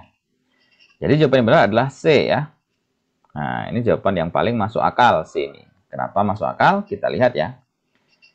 Anton dan Andi adalah saudara kembar. Nah, Anton lahir beberapa saat sebelum Andi. Berarti kan Anton lebih tua sedikit dari Andi ya, hanya beberapa saat saja. Ya, tapi umur mereka sama. Dan mereka lebih muda dari Intan. Yang menyatakan lebih muda 1 bulan dari Intan itu adalah yang pertama ini. Ya, usia Andi terpaut 1 bulan. Nah, ini yang menyatakan bahwasanya usia mereka ya, mereka lebih muda dari 1 bulan nih. Nah, mereka lebih muda 1 bulan itu adalah ini. Kemudian kenapa kok bisa tahu mereka lebih muda? Nah, mereka lebih muda taunya dari sini. Dari Anton itu saudara Andi lebih tua dari Andi, tetapi tidak lebih tua dari Intan. Nah, kalimat kedua ini yang menyatakan bahwasanya Intan yang paling tua di antara mereka ya. Jadi di sini kalimat ini menyatakan Intan itu lebih tua dari mereka berdua ya. Jadi Intan paling tua di sini. Nah, di sini Intan paling tua ya. Sehingga kesimpulan yang paling masuk akal itu adalah yang C ya teman-teman. Yang C yaitu Anton dan Andi saudara kembar dan lebih muda dari Intan. Karena Intan yang paling tua. Gitu. Oke, sudah paham ya? Kalau sudah paham, kita ke soal selanjutnya.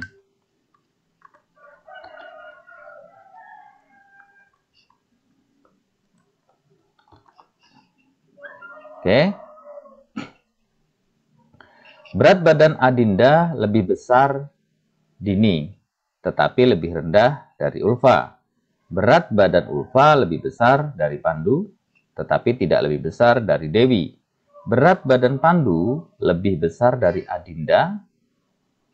Jadi kesimpulannya urutan berat badan dari yang terbesar sampai yang terkecil. Nah berarti yang ditanya teman-teman, badan yang paling besar hingga terkecil itu urutannya yang benar adalah yang mana? Nah, yang A, Dewi Ulfa Pandu Adinda.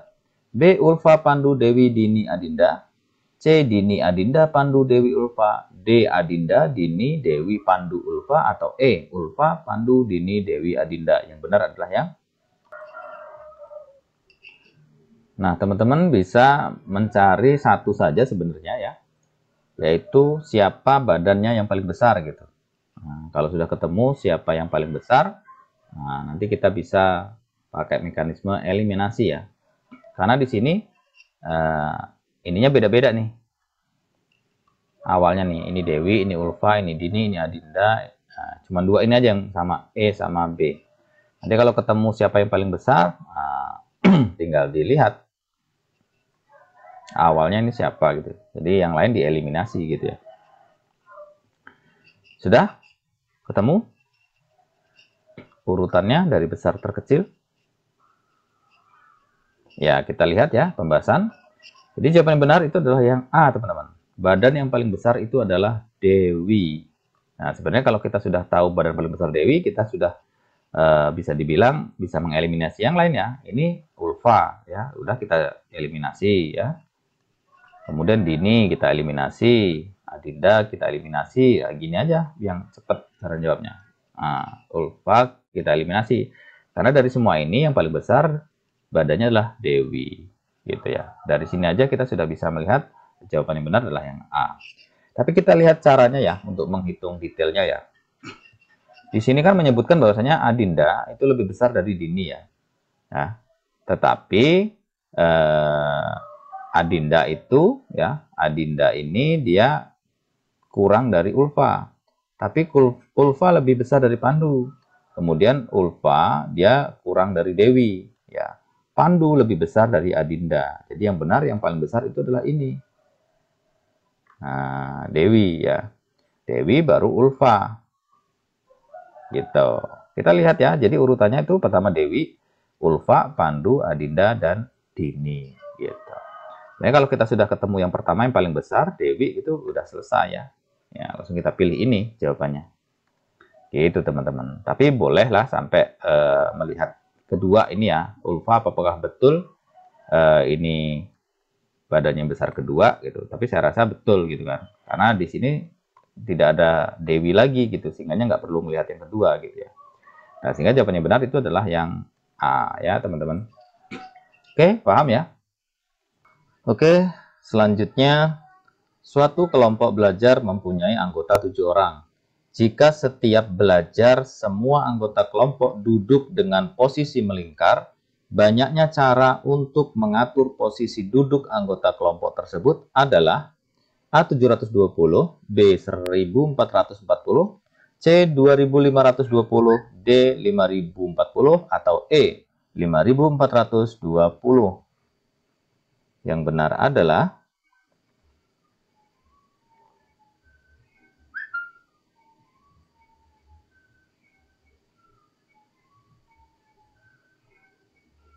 Oke, silahkan dihitung teman-teman.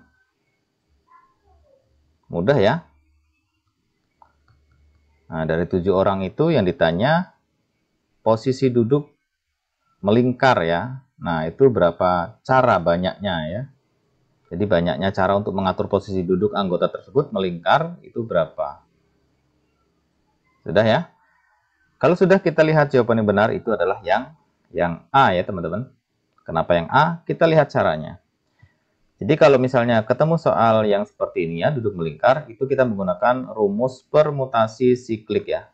Jadi kalau misalnya ada 7 orang ya, tidak diatur secara khusus, mereka melingkar duduknya, maka rumusnya adalah 7 min 1 atau 6 ya. Nah, dalam hal ini tinggal dikalikan saja secara ke belakang ya. Berarti 6 dikali 5, kemudian dikali 4, dikali 3, dikali 2, dikali 1. Nah, gitu. Jadi perkalian ini itu menentukan banyaknya cara untuk mengatur posisi duduk anggota kelompok tersebut. Sehingga kalau kita kalikan ya, 6 dikali 3, 30, 30 dikali 4, 120, ya 120 dikali 3 itu 360, 360 dikali 2 itu 720, kemudian dikali 1 tetap 720. Sehingganya banyaknya cara untuk mengatur posisi duduk anggota kelompok 7 orang tersebut itu adalah 720 cara ya. Tentunya menggunakan rumus permutasi siklik seperti ini ya. Tinggal 7 dikurangi 1 ya. Nah, jadi 6. 6 ini nanti langsung dikalikan saja ke belakang. 6 kali 5, kali 4, kali 3, kali 2, kali 1, dan seterusnya. Begitu cara menghitungnya ya teman-teman. Oke, selanjutnya. Masih dalam duduk melingkar ya. Suatu rapat dihadiri oleh 5 orang peserta yang terdiri dari ketua, wakil, sekretaris, anggota 1, dan anggota 2. Susunan posisi duduk pada saat rapat adalah mengelilingi meja bundar. Nah, artinya melingkar ya. Jika ketua dan wakil, nah ini ada ketentuan khusus. Jika ketua dan wakil harus saling berdekatan. Nah, jadi ketua dan wakil tuh nggak boleh berjauhan. Dia harus saling berdekatan. Ini khususnya. Yang ditanya sama seperti tadi, banyaknya susunan yang mungkin pada rapat tersebut adalah A8 cara, B12 cara, C24 cara, D48 cara, atau E120 cara. Nah, silahkan dihitung. Ini sudah ada tambahan ketentuan khusus ya. Ketua dan wakil tidak boleh berjauhan, dia berdekatan. Itu kuncinya.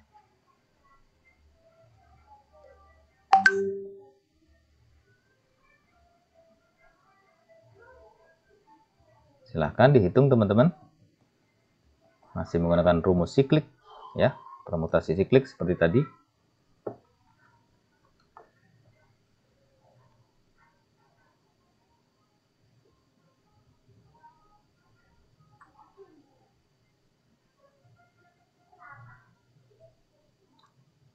Oke, sudah ketemu berapa cara? Oke, kita lihat jawaban yang benar adalah yang B ya, ada 12 cara. Nah, kita lihat dulu. Posisi ketua dan wakil selalu berdekatan. Nah, ini wajibnya ya ketentuannya. Sehingga sebagai satu posisi. Ya, jadi wakil ketua itu dihitung hanya satu posisi karena dia harus berdekatan ya. Jadi total posisi dari 5 orang dengan 2 orang yang selalu berdekatan itu sama dengan 4 posisi. Nah, sehingganya posisi itu tidak menjadi 5, tapi sudah berubah menjadi 4. Karena wakil dan ketua itu dia dihitung satu posisi karena harus berdekatan. Kemudian selanjutnya perlu diperhatikan juga bahwa ketua dan wakil bisa dengan 2 urutan ya. Bisa urutan 1 dan 2 atau urutan 2 dan 1 gitu ya. Jadi bisa 2 urutan sehingga posisinya yang mungkin untuk ketua dan wakil menjadi 2 ya. Siklik seperti ini. Nah, sehingganya penyelesaiannya ya. Yang pertama itu adalah penyelesaian soal untuk contoh di atas. Yang pertama kita hitung permutasi 4-nya dulu. Ya kan? Karena tadi itu ketua dan wakil hitung 1 sehingganya hanya 4 posisi. Nah, kita hitung permutasi 4-nya dulu. Ya, permutasi 4-nya yaitu ini ya. 4 min 1 ini ya. Jadi dihitung mundur ya. Jadi mulai dari 3 dikali 2 dikali 1. Udah ketemu. Jadi ketemu permutasi 4 dulu. Nah, kemudian kita hitung lagi ya permutasi yang 2. 2 ini merupakan posisi dari ketua dan wakil yang dia urutannya bisa 2 urutan ya. Wakil bisa di nomor 1 atau ketua di nomor 1 gitu ya, wakil di nomor 2. Atau sebaliknya, wakil di nomor 1, ketua di nomor 2. Nah, sehingganya dia ada 2 posisi. Nah, ini dikalikan saja ya. Jadi 4 posisi permutasi ini dikali 2 posisi permutasi. Sehingganya ketemunya 4 kurang 1 dikali 2 posisi. Ya kan? Kalau 2 posisi berarti 2 kali 1 ya. Berarti ini yang 4 posisi teman-teman secara umum. Kemudian 2 kali 1 ini merupakan posisi ketua dan wakil tadi. Sehingganya 3 ya, 3 dikali 2 itu 6 dikali 1 6. Kemudian 2 kali 1 2 berarti 6 kali 2 sama dengan 12 cara. Nah, cara menghitungnya seperti ini teman-teman ya. Karena sudah ada ketentuan khusus gitu. Jadi jawaban yang benar adalah yang 12. Selanjutnya, nah kita masuk ke deret angka ya. Suatu seri angka sebagai berikut ya, 2, 4, 7, 11, 16, titik. Seri selanjutnya adalah A1718, B2022, C2229, D2432 atau E2935. Yang benar adalah ini deret angka ya. Jadi ada pola, pasti ada pola. Nah, kita mencari polanya dulu, nanti ketemu jawabannya.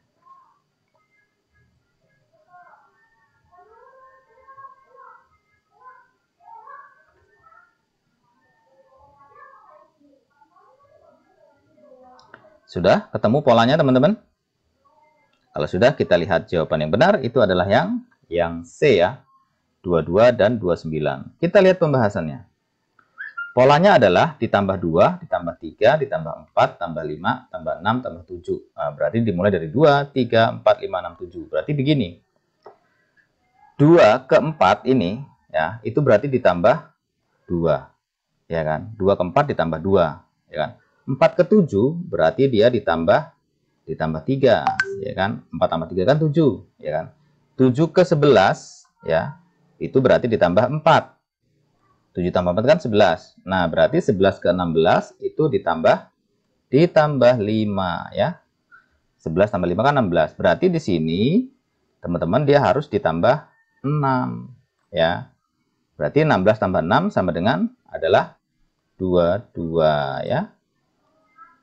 Oke, 22 di sini.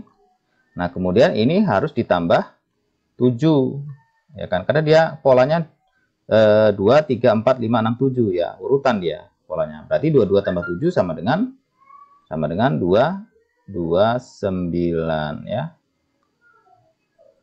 Nah, sehingga jawabannya adalah 2229 ya. Nah, polanya seperti ini, 2, 3, 4, 5, 6, 7. Oke, ketemu ya. Jadi 2229 jawabannya. Selanjutnya masih deret angka ya, atau seri angka.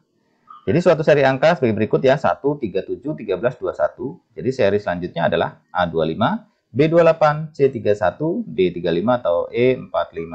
Silahkan dicari polanya teman-teman, biar ketahuan jawabannya apa.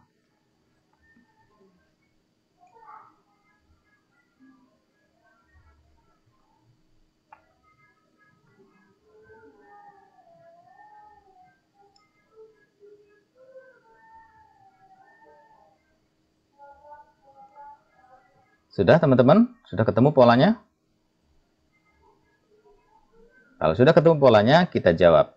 Jadi jawaban yang benar adalah yang C ya, 31. Kenapa yang C? Kita lihat polanya. Ternyata polanya ditambah 2, kemudian tambah 4, tambah 6, tambah 8, tambah 10. Berarti setiap pola itu ditambahkan 2 ya. Nah, dari 2 ke 4 ini kan ditambah 2. Ya, dari 4 ke 6 ditambah 2. Dari 6 ke 8 ditambah 2. Dari 8 ke 10 tambah 2 gitu. Berarti 1 ke 3 itu agar menjadi 3, 1 itu ditambahin 2 ya. Ya. 3 ke 7 agar menjadi 7 berarti ditambah 4. Ya, berarti 2 ke 4 ini teman-teman, 2 ke 4 ini berarti adalah ditambah 2 ya. Nah, berarti semua polanya ditambah 2. 7 ke 13 ini ditambah 6. Nah, berarti ini kan polanya 2 tuh. 4 ke 6 itu kan 2. Tuh, masih 2 polanya. Terus kemudian 13 ke 21 itu ditambah 8. Ya kan? Karena di sini polanya 2. Nah, 22 tuh. Kemudian berarti di sini ya, 21 ke sini itu berarti ditambah 10. Karena di sini polanya dari 8 ke 10 dia harus 2. Di sini polanya. Jadi 10, 21 tambah 10 berapa? 31 ya. Jadi jawabannya adalah 31. Nah, yang C. Jadi polanya seperti ini ya teman-teman ya. Jadi jawabannya adalah yang C. Oke. Selanjutnya masih deret angka ya, tapi ini huruf. Huruf A, C, C, E, G, I, I, K. Nah, jadi titik-titik ini adalah A, E, dan G, B, G, dan H, C, H, dan I, D, G, dan J, atau E, dan J. Jawaban yang benar adalah, ini masih nyari pola teman-teman.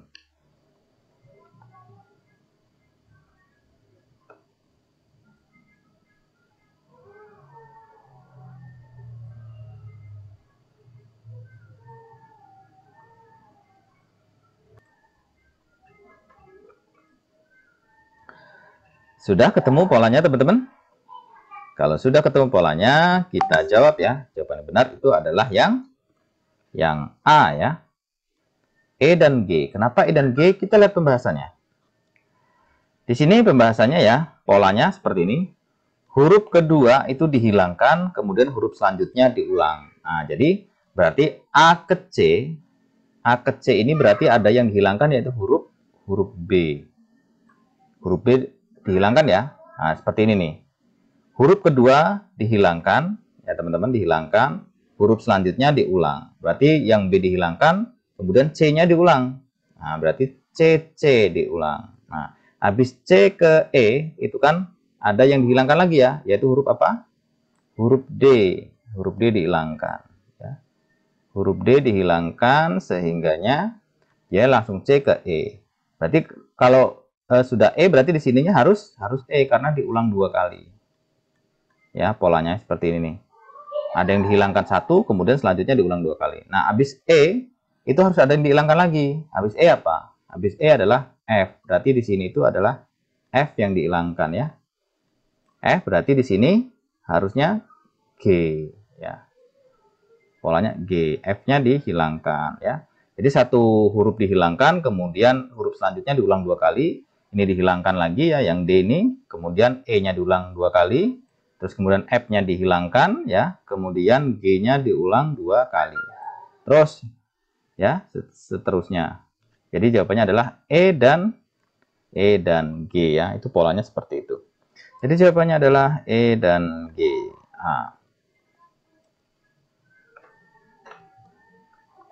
Nah, demikianlah teman-teman contoh beberapa soal ya.